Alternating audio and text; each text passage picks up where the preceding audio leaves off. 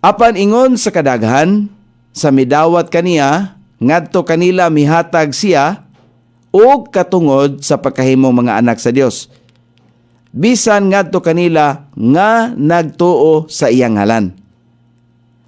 So muna ang giingon din sa balaang kasulatan, nganong gikinahanglan nato nga dawaton si Jesus aron ta makasulod sa pamilya sa Dios, kay sa tinuod lang dili man gyud ta mga anak sa Dios, mga binuhat ta sa Dios. Mahimo lang tang anak sa Dios kon sa diha nga mudawat ni Hesus Kristo. Munang ingon din sa verse number 13, ingon din nga nangahimugso dili sa dugo ni sa kabubuton sa unod ni sa kabubuton sa lalaki apan sa Dios.